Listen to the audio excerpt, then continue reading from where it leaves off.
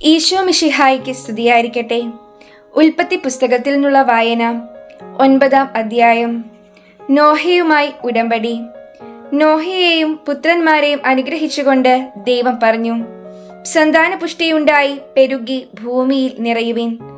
സകല ജീവികൾക്കും, ഭൂമിയിലെ മൃഗങ്ങൾക്കും, ആകാശത്തിലെ പക്ഷികൾക്കും, മണ്ണിലെ ഇഴജന്തുക്കൾക്കും, വെള്ളത്തിലെ മത്സ്യങ്ങൾക്കും നിങ്ങളെ ഭയമായിരിക്കും. അവയെല്ലാം ഞാൻ നിങ്ങളെ ഏൽപ്പിച്ചിരിക്കുന്നു. ചരിക്കുന്ന ജീവികളെല്ലാം നിങ്ങൾക്ക് ആഹാരമായി തീരും. ഹരിതസസ്യങ്ങൾ നൽകിയതുപോലെ ഇവയും നിങ്ങൾക്ക് ഞാൻ തരുന്നു. എന്നാൽ ജീവനോടുകൂടിയ, അതായത് രക്തത്തോടു കൂടിയ മാംസം ഭക്ഷിക്കരുത്. ജീവരക്തത്തിന് മനുഷ്യനോടും മൃഗത്തോടും ഞാൻ കണക്ക് ചോദിക്കും.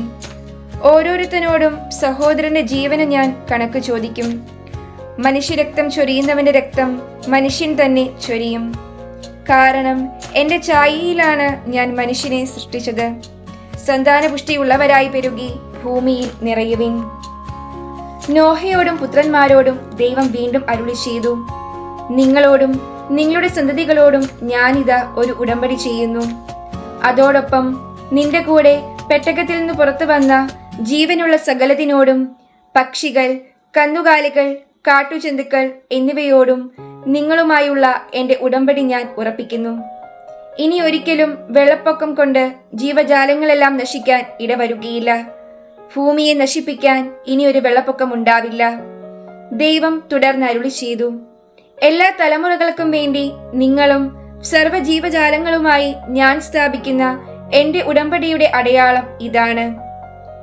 ഭൂമിയുമായുള്ള ഉടമ്പടിയുടെ അടയാളമായി മേഘങ്ങളിൽ എന്റെ വില്ലു ഞാൻ സ്ഥാപിക്കുന്നു.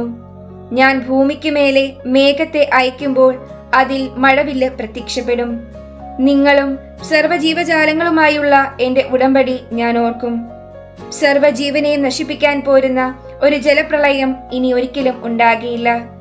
മേഘങ്ങളിൽ മഴവില്ല് തെളിയുമ്പോൾ ഭൂമുഖത്തുള്ള എല്ലാ ജീവജാലങ്ങളുമായി ചെയ്ത എന്നേക്കുമുള്ള ഉടമ്പടി ഞാൻ ഓർക്കും.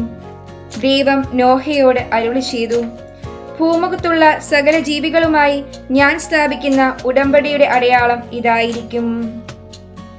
നോഹയുടെ പുത്രന്മാർ. പെട്ടകത്തിൽ നിന്ന് പുറത്തിറങ്ങിയ നോഹയുടെ പുത്രന്മാർ ഷേം, ഹാം, യാഫത്ത് എന്നിവരായിരുന്നു. ഹാം ആയിരുന്നു കാനാന്റെ പിതാവ്. ഇവരാകുന്നു നോഹയുടെ 3 പുത്രന്മാർ. ഇവർ വഴിയാണ് ഭൂമി ജനങ്ങളെ കൊണ്ട് നിറഞ്ഞത്. നോഹ ഭൂമിയിൽ കൃഷി ചെയ്യാൻ തുടങ്ങി. അവൻ ഒരു മുന്തിരിത്തോട്ടം വെച്ചുപിടിപ്പിച്ചു. വീഞ്ഞു കുടിച്ച് മത്തനായി നോഹ കൂടാരത്തിൽ നഗ്നനായി കിടന്നു. കാനാന്റെ പിതാവായ ഹാം തന്റെ പിതാവിനെ നഗ്നനായി കാണുകയും അക്കാര്യം പുറത്തുണ്ടായിരുന്ന തന്റെ 2 സഹോദരന്മാരോടും പറയുകയും ചെയ്തു. ഷേമും യാഫത്തും ഒരു തുണിയെടുത്ത് തങ്ങളുടെ തോളിലിട്ട് പുറകോട്ട് നടന്നു ചെന്ന് പിതാവിന്റെ നഗ്നത മറച്ചു. അവർ മുഖം തിരിച്ചു പിടിച്ചിരുന്നത് കൊണ്ട് പിതാവിന്റെ നഗ്നത കണ്ടില്ല. ലഹരി വിട്ടുണർന്ന നോഹ തന്റെ ഇളയ മകൻ ചെയ്തതെന്തെന്നറിഞ്ഞു. അവൻ പറഞ്ഞു, കാനാൻ ശപിക്കപ്പെടട്ടെ. അവൻ തന്റെ സഹോദരർക്ക് ഹീനമായ ദാസിവേല ചെയ്യുന്നവനായി തീരും. അവൻ തുടർന്നു പറഞ്ഞു, ഷേമിന്റെ കർത്താവായ ദൈവം വാഴ്ത്തപ്പെട്ടവനാകട്ടെ. കാനാൻ ഷേമിന്റെ ദാസനായിരിക്കട്ടെ. യാഫത്തിനെ ദൈവം പുഷ്ടിപ്പെടുത്തട്ടെ. ഷേമിന്റെ കൂടാരങ്ങളിൽ അവൻ പാർക്കും. കാനാൻ അവനും അടിമയായിരിക്കും. വെള്ളപ്പൊക്കത്തിനു ശേഷം നോഹ 350 വർഷം ജീവിച്ചു. നോഹയുടെ ജീവിതകാലം 950 കൊല്ലമായിരുന്നു. അവനും മരിച്ചു.